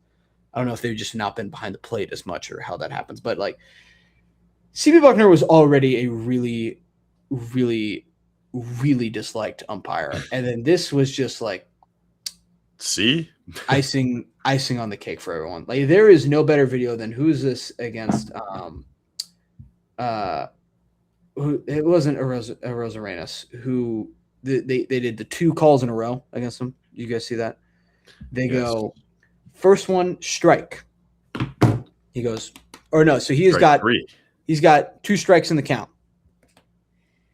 Call strike 3, hits the helmet, says challenge it right away. He knows right away. Yep. And I love they go straight to the big screen. All the fans can see it. Oh, ball. It's a ball. They start cheering. They're going nuts. They're going crazy. And CB Buckner's pissed. They're booing him. They're going nuts. Second time. Next Called pitch. Strike 3. Next pitch. Called strike 3. Give it Check to it me. out. Let's go to it. And he got it wrong. Another again. ball. He had 5 wrong in one game. I mean, 40,000 people just laughing at him. It's almost, I want it to be, you know what? I think I want, at least in the World Series, I want Steve Harvey in the building. And to say, let's go to the jump. Show me ABS. And then the ding.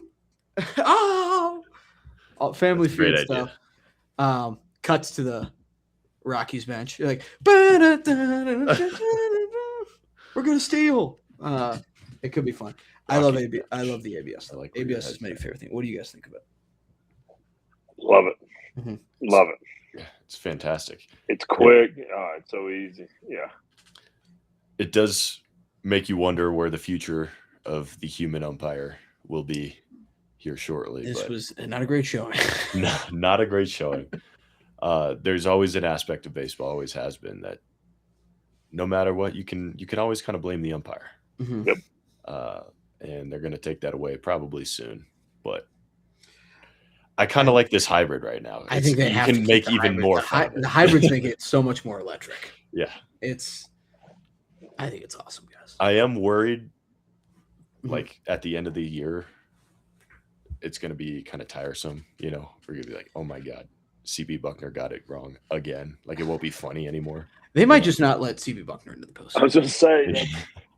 Well, they shouldn't, obviously. Postseason evaluations, anything like that. Like, I agree with it. And look, it's like 1/3 of an inch that these guys are off by. It's not a lot.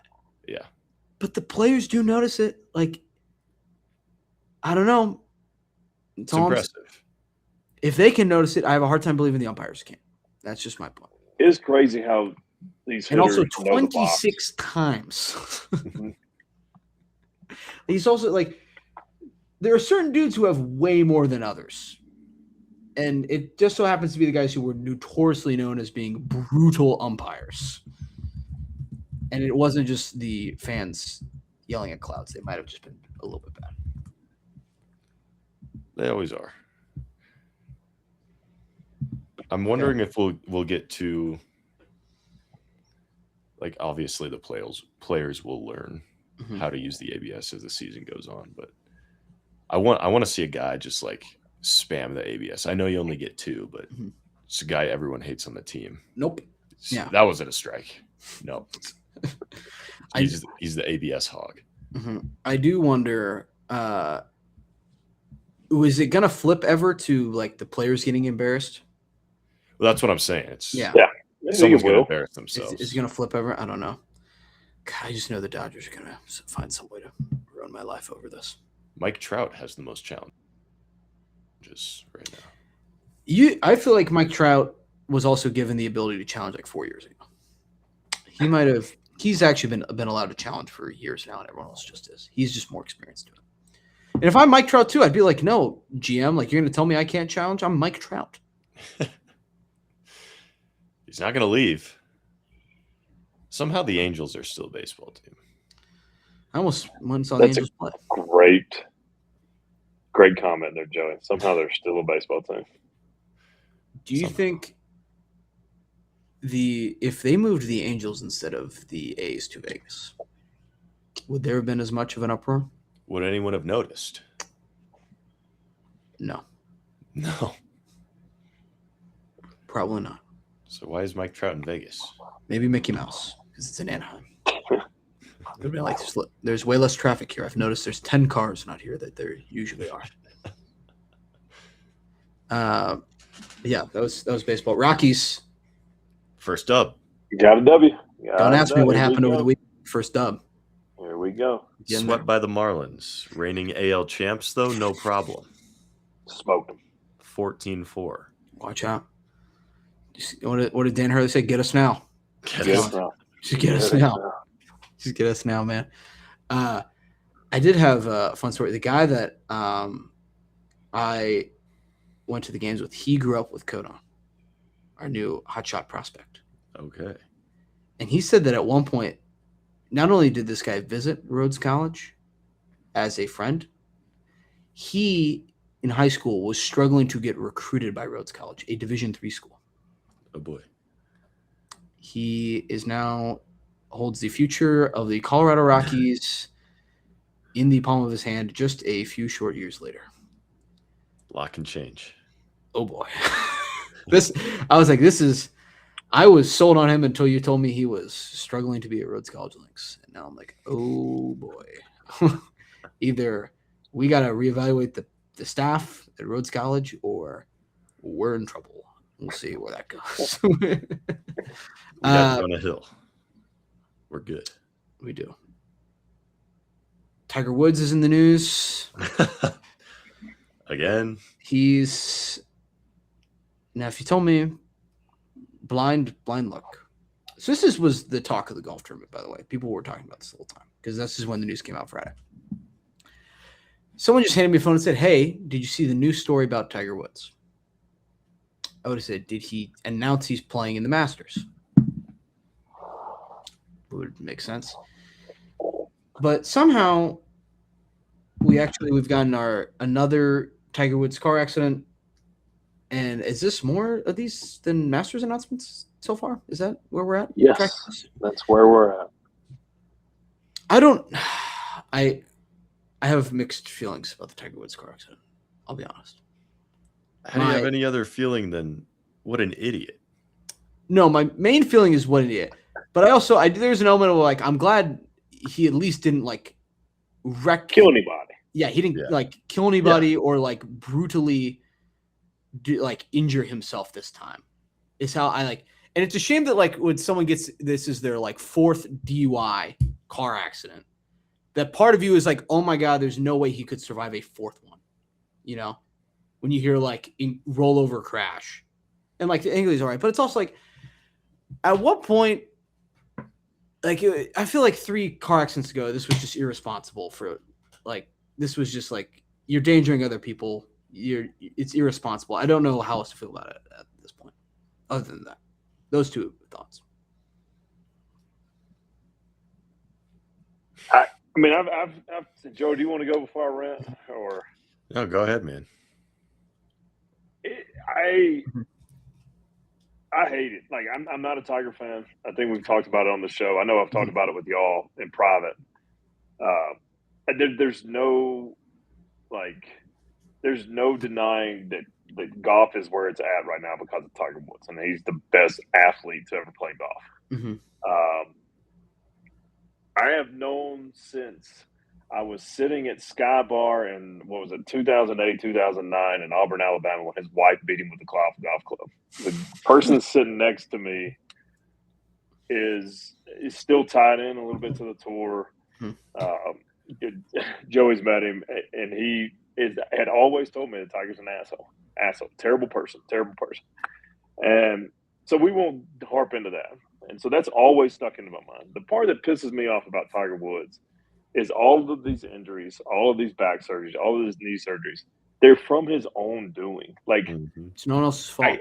It's nobody else's fault. It's not like it was a Gordon Hayward injury where he, landed wrong and snapped his leg in half. Kevin Ward, like these are all his fault. And it's not like people are writing hit piece fake stories about him. Correct. He's now 50. I don't think he's probably ever stretched in his life. And it just like the way for somebody that is so good at a sport, just the fascination with like how piss poor he took care of his body is wild. Is absolutely wild to me. I mean, you go back to Michael Jordan, like he changed his whole body for the better to beat the Pistons, and that completely changed the trajectory of everything. With Tiger Woods, it's the opposite. Like he hasn't been healthy since he's 35. And for me, I'm 41. I'm not an athlete anymore, but I was once athletic, and I like pride myself on taking care of my body. On tour now, like being 10 feet from a Justin Rose or an Adam Scott, like seeing these guys every single week, they're physically fit at 45, 46, however they are. Those like guys that's are in where their 40s. Yeah. they're in their 40s, and they're still playing. Because I bet you, if I went to Justin Rose, I was like, "When's the last time you did yoga?" He'd be like, "Last week, or yesterday, or this morning." And just for the advances in sports, performance and nutrition, and it's nobody's fault but himself. Yeah. And then like that has led to all the other issues of like being a drug addict. I'm just point blank saying it. Being a drug addict, being like addicted to pills has led to all these other things. But when you peel back the layers, in my mind, it all boils down to, even in his late 20s, early 30s, he didn't take care of his body, and which is fascinating for one of the top athletes in the world. I just saw Messi play a couple weeks ago, 39 years old, and he's still running circles around people. And I guarantee if you're like, what is your workout regimen? It's like stretch, yoga, nutrition, massage. It's all the basic things that are really like scientifically proven in 2026. And it's like Tiger Woods did none of them.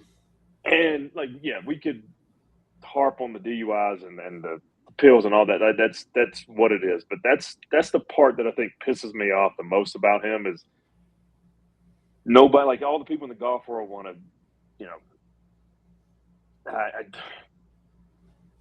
they don't want to say anything negative about him, and that's it's enabling. It's absolutely, and they've been enabling for for the past 15 years, and it pisses me off because golf is so good right now.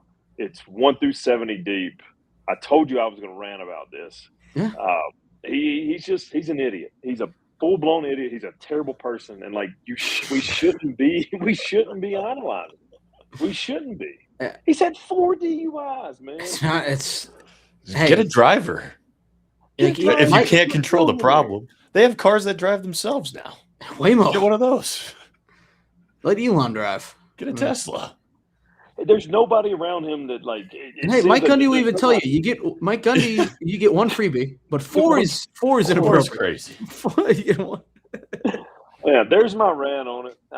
It's unreal. It's unreal. No, I agree. So I'm definitely not. I guess I don't hate Tiger Woods as much as you.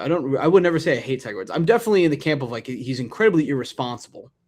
I hate he's making some terrible decisions to watch in his prime, but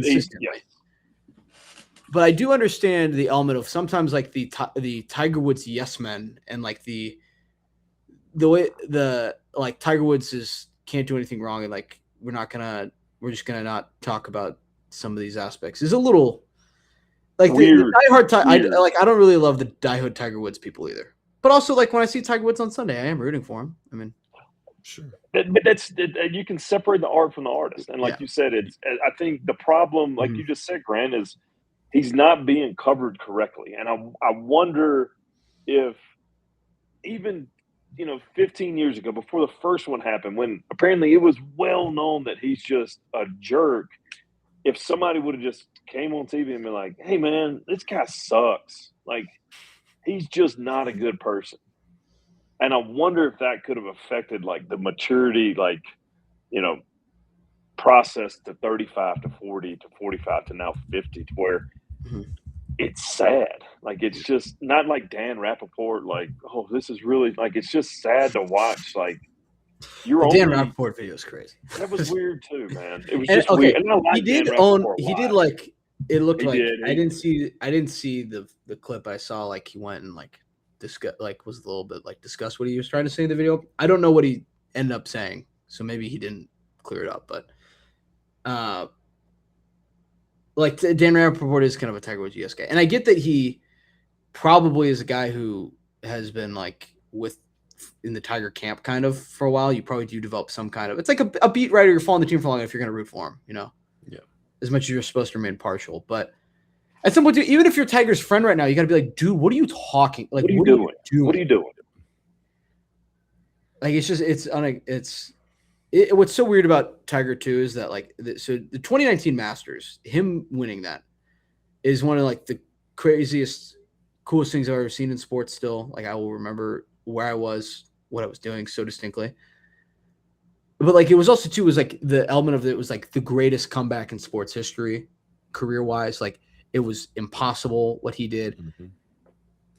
But like partially in my mind, I was like, oh, okay, all the Tiger nonsense that derailed this, like, are we going to pass Jack thing? Even if this is his last major, that's probably done now because he just won the Masters. And we've had like 3 more of these since. Yes. So, and again, like like as much as like not to do like the total Dan Rappaport of it, like there is a large part of me that's like, thank God, like this guy has actually been able to survive like this many car crashes. Is crazy. Like and he's not like brutally hurt again after this one. Like I am like, okay, in that sense, very good. But also like, it's like, it's some point where it's just like, we're just incredibly irresponsible. And I know you're Tiger Woods, but like, dude, this is just like, it's endangering to other people too. Like there's luckily no one else was involved in this one, but I mean, I think I don't want to ramble on about this, but I think you guys are picking up what I'm putting up. We all agree. Yeah. Joey? Yeah, Joey, you have the next 45 minutes to talk about Tiger Woods. And I agree with all what you guys said. I think I might watch Final Round 2019 Masters and fall asleep too. God, that thing's good. It's so good. I was about to say now, with that being said, the 2-part documentary Tiger on HBO is phenomenal if you want to watch it. And it also does not paint Tiger Woods in the best light, I'll be honest, but it should. He's not a good dude. It's great. Great golfer though. It's a little bit like the Lance Armstrong documentary. Doesn't paint him in the best light. Great doc though. That one's frustrating because you just leave and you're like, dude, you're right about all this, but you're clearly such a total ass that I understand why it didn't go your way. I totally. I don't know. And we don't have to. We're an hour and 45 minutes. This isn't time for cycling documentary reviews. Joey, this is the time of the show where, before we do trivia and or voicemail, that we just let you talk about what you did over the weekend. I had a busy weekend. An hour and 45 minutes. I attended the first NWSL match in Denver sports history. I watched the Denver Summit take on the Washington Spirit at Empower Field. Set a record, 63,000 people in attendance, most in NWSL history. I'm not a huge soccer fan. Don't claim to know much about the game. It was cool to be there, cool to be part of history. Cool. The game ended in a tie 0-0, so jeez. A little boring. Yeah, not the most exciting game to watch. Definitely wasn't a Sweet 16 game with my team in it, but fun nonetheless. Finished the night off with an Avalanche game in which they lost as well, so kind of brutal that aspect, but I got to see some live sports, so it was a good weekend. Here we go. All right, Zach's was got to tell us a little about Frozen 4, but his computer is freezing, so let's do a voicemail instead, and we will get out of here after it. This is easily the longest almost football ever, so And deservingly, it was a long weekend. Yeah, we had to catch up. All right, let's listen though to what's going on here. Hey, almost football. Couple things. One, after Iowa's big win on Thursday night over Nebraska, their Facebook page shared a picture of former Hawks in the house, and I can't help but notice there was no pictures of G-Bone in there, which is kind of disappointing. And also, if you guys are looking for a good real estate investment opportunity, there's a perfect townhome for sale. Are we allowed to? Are we allowed to do no free ads on here? Is this Joey as our attorney? Can we do investment advice on here? Okay, this is not investment advice. This is not investment advice for legal purposes. In Colorado, right off Coal Mine Avenue. Okay. If anybody would be interested, I know maybe Joey wants to get away from Mabel. So take a look at it. I'll hang up and listen. All right. Wait, was the question, do we want to invest in I've got an opportunity. Coal Mine Avenue? off of. I think he's got a property on Coal Mine Avenue. Okay, I think so. I think there's a new episode of the so Joey has a property to check out. I'm interested. Hit me up. Joey's interest. You can DM him, J Bushman, Joey_Bush5 on Twitter. Figure that out. I was there. I can claim. I do not know former Hawks Facebook page. I do not. I've never seen the Facebook page, so I do not know what gatherings are. I did not go to the huddle, the Hawkeye huddle, the first time because I was driving down, and then the second time, I did not. I did it. I went there briefly, and then I we got 2 Zachs now. I don't know. All right, we'll just quad it up for the end of this. I don't know. Quad box. Can I hide? Okay, we'll try that. Now, There we go. the second Hawkeye huddle that I did go to, and in case you're wondering, by the way, if former guests remember me, the answer is no, because I walked by Cooper DeJean multiple times. Like, he passed me a couple times, I passed him. Didn't say a word. So, and he also had a Dallas Cowboys cheerleader with him. So, That a boy. in case you're curious how Cooper DeJean's doing, it's pretty good. He's infiltrating the enemy. And also our athletic director, Beth Getz, who claims to listen to Washed Up Walk-Ons. Probably not a big almost football gal, but we'll get her lately. Also passed me multiple times. No comments. So No hi. no highs. Nothing. So and I also didn't say anything either. So that they could not that I would expect her to. Maybe they thought you didn't remember them. Not that I would ever expect. By the way, I was barely Cooper DeJean looks at so many faces all the time. I would almost be concerned if he was like, "Oh, hey, Grant." I'd be like, "Why? You should be more focused on football. You should." And Dallas Cowboys cheerleaders. Which Cowboys fans, are you going to allow this Eagles player to take your cheerleaders? You can't Is that do that. that shouldn't be? That should not be allowed.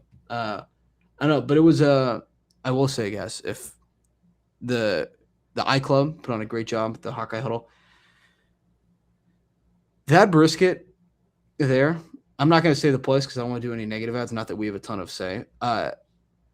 Do not let that brisket be your advertisement for Texas brisket. That was the worst brisket I've had in Texas from a supposed barbecue joint that wasn't a Dickey's barbecue or that was a real barbecue place. That was the worst one, and it wasn't even close. So, on behalf of the residents of Texas, I am sorry. If they're hopefully went to Pinkertons instead is my answer. But yeah, I don't know. That was that's all I got. Joey, you want to give us a trivia question? Get us out of here after a 2-hour. 2 hours talking shop today. Questions go. And what's crazy is our Masters preview is going to be about 5 hours. So. Grant. If you made it this far, let us know, by the way. That's impressive. Yeah. You put up with this for so long. You deserve an award. Opening day, baseball's back.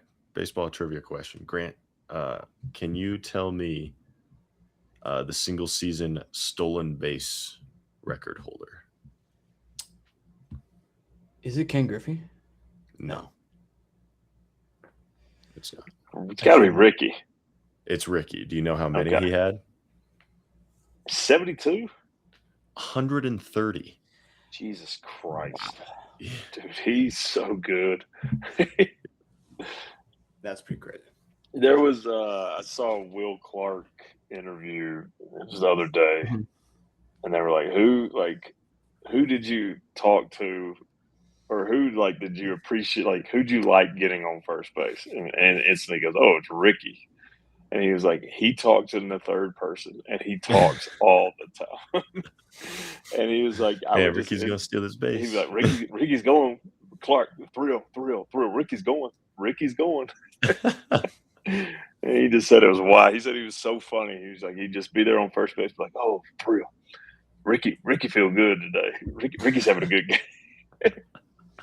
Is that the who is the guy to be the Eagles player returner? He had alter ego Weapon X. It's like Weapon X show up again. Deshaun Jackson. Yeah, he'd have I think Ricky's the most prominent though. Ricky's I didn't know another about the person. Weapon X. maybe I'm confusing the players, but I believe even Weapon X had its own locker. This is exactly like 9. Oh no, this is Brian Dawkins. Sorry. Oh, Okay. Yeah, Brian Dawkins, Weapon X. My apologies. And it's Eagles. This is a college football show. Sorry. JJ McCarthy. 9. Alter Just ego. don't ever compare Brian Dawkins to JJ McCarthy. That would be, or JJ McCarthy to Brian Dawkins. Just it's no more than I was comparing 9 to Weapon X. That might be worse. All right, do we got one more question, Joey? Or what do we got? Yeah. Zach, can you tell me who has the most career perfect games in MLB history? The most. Somebody's got 2. Someone's got 2. It's probably someone from like 1920. It's like this is old Curly. Fun. The Cleveland Spiders. No, you know this guy. Who is it? 2 perfect games. Randy?